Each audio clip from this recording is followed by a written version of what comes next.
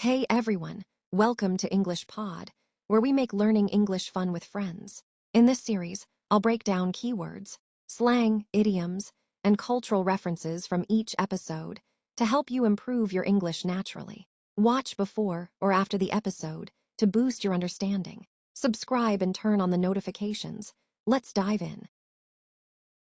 Hey there, and welcome. If you're looking to make your English sound a bit more natural, maybe more like how people really talk, Yeah, you're definitely in the right place. today we're doing a kind of special deep dive. We're using pop culture to help boost your vocabulary.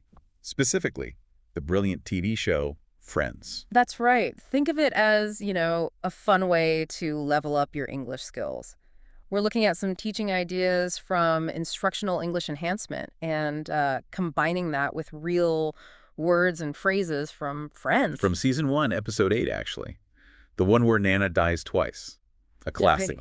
And our mission, well, it's pretty straightforward. We want to pull out useful English vocabulary, the stuff you actually hear. We'll explain it Give you examples, maybe from the show, maybe just relatable ones. in the context, so you feel confident using these phrases yourself. Sound good? Let's do it. Okay, first up, something very, very common today. Beeped in. Ah, yes.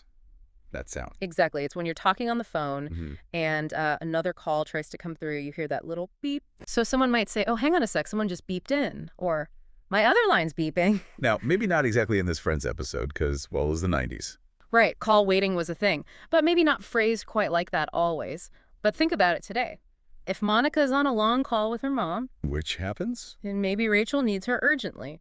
Rachel calls, Monica hears the beep, Rachel beeped in. It's just a perfect description for that interruption. Totally. Yeah. Okay, next one.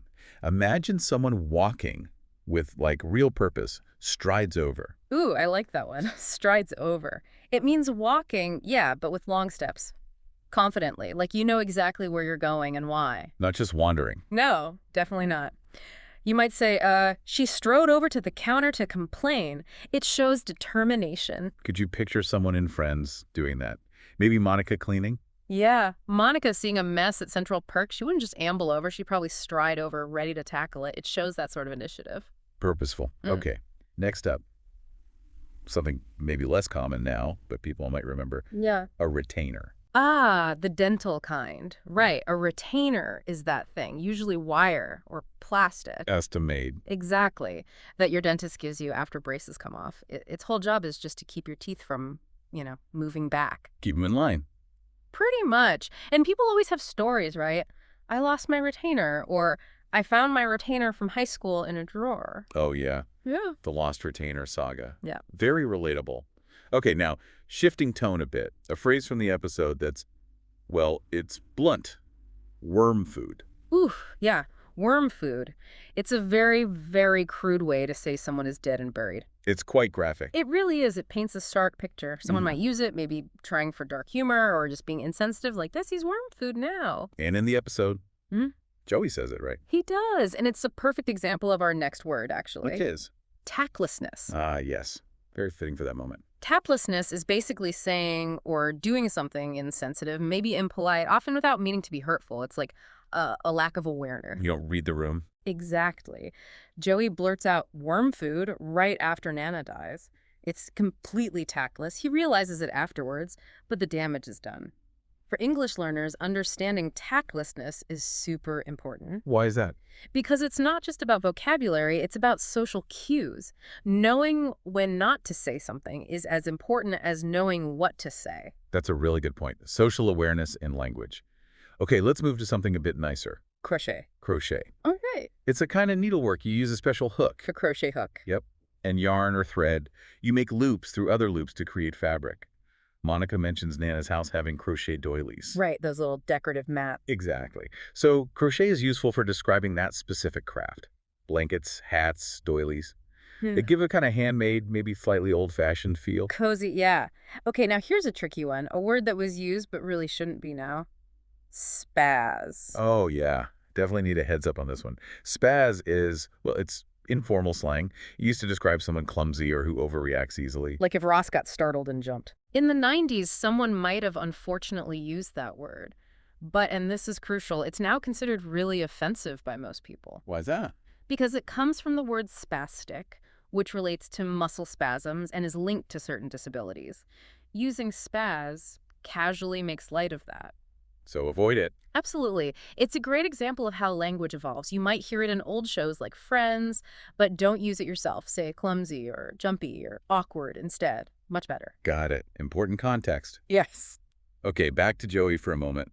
He has a tendency to blurt out things. He really does. To blurt out means you say something suddenly, impulsively, without thinking it through first. Like the worm food comment. Exactly. That was a total blurt out moment. It suggests you don't have much of a filter between your brain and your mouth sometimes. I think English learners can probably relate to that feeling sometimes, accidentally saying the wrong thing. Oh, for sure. When you're concentrating hard on speaking, things can just pop out sometimes. It happens. Definitely. Okay, let's look at some really common, useful phrases now. Idioms. Kick the bucket. Kick the bucket. Yeah, this is another informal one. It just means to die. But the tone is different from just saying die. Very different. It's often lighthearted, maybe even a bit humorous or crude, depending on who says it and when. Think about Joey joking about what to do with his body if he dies first. That kind of informal, slightly dark humor is in the same area as kick the bucket. So be careful using it. Definitely. You need to know your audience and the situation. You wouldn't say it to someone who's genuinely grieving. It's good to recognize it, but use it with caution. Sensitivity is key. Absolutely. Tone and context are everything. Okay, next one relates to Chandler's situation in the episode. Out of the closet. Right, out of the closet. Now, primarily, this idiom means someone publicly revealing their sexual orientation or gender identity, especially if they identify as LGBTQ+. Coming out. Exactly, coming out of the closet. The situation with Chandler, where people assume he's gay, plays on this idea of being in the closet, hiding something important about yourself. Can it be used for other secrets? Sometimes, yes, people might use it more broadly, like he finally came out of the closet about wanting to be a baker. But its main strong association is with LGBTQ+ identity. It's really important for learners to understand that primary meaning and be respectful of its significance. Okay, that's a crucial distinction. Thanks. Next, a phrase for expressing feelings. Let it out. Let it out. This is about encouraging someone to express emotions they might be holding back. Sadness, anger, frustration. Like, don't bottle it up. Precisely. In the episode, dealing with Nana's death, they might tell each other, it's okay, just let it out, have a cry. It means release those feelings. It sounds very supportive. It is. It's a common phrase when comforting someone. You look upset, just let it out. You wouldn't know. Okay, how about all over the place? All over the place. This can mean literally disorganized, like paper scattered everywhere. My desk, basically. Yes. Or it can mean emotionally unstable or chaotic. In the episode, Ross is clearly struggling with Nana's death and maybe other things. He seemed confused, upset. Yeah, you could definitely say Ross was emotionally all over the place at the funeral. It suggests things are messy, unpredictable, maybe overwhelming. Learners can use it for chaotic situations or feelings. A very useful descriptive phrase. Wow. Okay, and one last idiom. Get it off your chest. Get it off your chest. This means talking about something that's been bothering you, worrying you, maybe a secret you've been keeping. Saying it out loud to feel better. Exactly. It implies a sense of relief afterwards. When the friends group supports each other, they're creating that safe space where people can, get things off their chests. Talking helps. It really does. This idiom highlights that feeling of relief you get from sharing a burden. Very common in conversations about feelings or problems. This has been, wow, actually really helpful. Yeah. It's amazing how much practical English you can pick up just from watching a show like Friends. Absolutely. It is. And we pulled out some, interesting bits about American culture and even some English grammar points that just kind of popped up. Yeah, it's amazing what you can find even in like a sitcom. Totally. So our mission really is just to quickly get a handle on these specific cultural things and grammar examples using this one episode. Sounds good. Let's jump in. Maybe start with the cultural stuff. Okay, first up, Ross. He's kind of out of it, and he mentions Wrigley Field. For listeners who might not know, what's the deal with Wrigley Field? Well, Wrigley Field is in Chicago, and it's way more than just a baseball park. It's really old, really famous, home of the Cubs. Right. And baseball itself, it has this whole image as America's pastime. Hmm. So mention Wrigley Field, even just offhand like Rigdon does, it sort of instantly taps into that whole American tradition, that history, especially when he's disoriented. It's like this anchor he grabs for. Gotcha. Little piece of Americana, yeah. Exactly. Okay, next. Joey. He needs a suit. And he's thinking discount stores, like Moondance Diner was mentioned, maybe places like that. What's the cultural angle there? Yeah. That one's interesting too. It kind of shows a couple of things, I think. Like what? Well, one is maybe that American tendency to put off shopping for formal stuff until the very last second. Guilty. Yeah. And the other is just how common discount stores and outlet malls are here. It's just part of the shopping scene. Uh-huh. And for Joey's character, always watching his money, it makes perfect sense. But it's broader than just him. Yeah, that definitely rings true. Okay, how about Ross struggling to cry at the funerals? There's something cultural going on there. Yeah, I think so. It touches on those, traditional Western ideas about masculinity. The stiff upper lip kind of thing. Pretty much. This expectation, maybe unspoken, that men should be stoic, shouldn't really show sadness or vulnerability. The show plays it for laughs, obviously, with Ross, but it does kind of poke at that pressure. And in the 90s, when Friends was on, people were starting to talk about this more openly, maybe challenge it a bit. So the comedy is sort of a subtle critique. Yeah, you could see it that way. It highlights how awkward or difficult that pressure can be. Fascinating how much you can unpack from these small moments. Okay, let's switch over to grammar. There were some neat examples. Okay. First, embedded questions. The example was something like, do you think it's possible they can get her out? What's the grammar lesson there? Okay, so embedded or indirect questions. The main thing is the word order changes. How so? A direct question would be, can they get her out? See how can comes before they. Yeah. But when you embed it inside a bigger phrase like, do you think it's possible? The verb can, slips after the subject they, so it becomes, they can get her out. Ah, okay. So the question part uses statement word order. Exactly. It gets tucked inside. Makes sense. Then there was passive voice. The line was, she was buried yesterday. When and why do we use passive voice? Right. The passive, that's usually formed with was or were, plus the past participle form of the verb, like buried. Mm-hmm. And we use it to shift the focus. So instead of focusing on who did the burying, which might be unknown or obvious or just not important, we focus on the person it happened to. She, and the action, was buried. So it emphasizes the receiver of the action. Precisely. Or the action itself. Sometimes it can also sound a bit more formal or detached. Okay.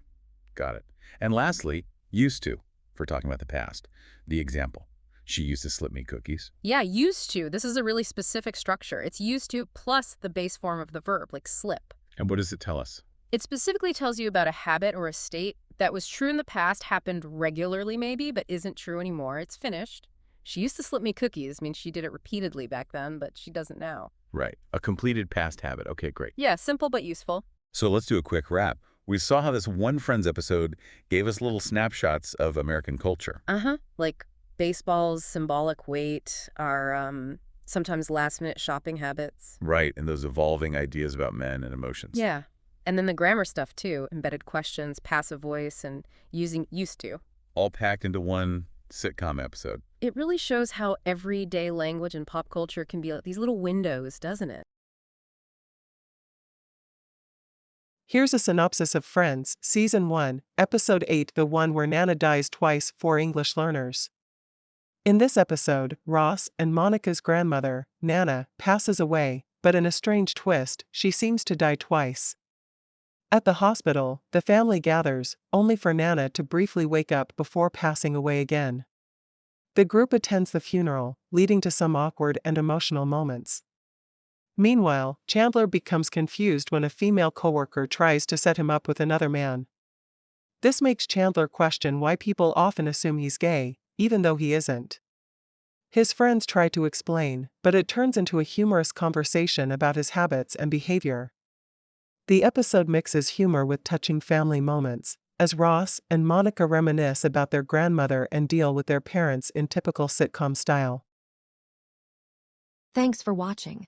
I hope this lesson helped you learn something new and made your friends' experience even more fun. If you enjoyed it, don't forget to like, comment, and share it with your fellow English learners. Subscribe and hit the bell icon so you never miss a new episode breakdown. See you in the next one.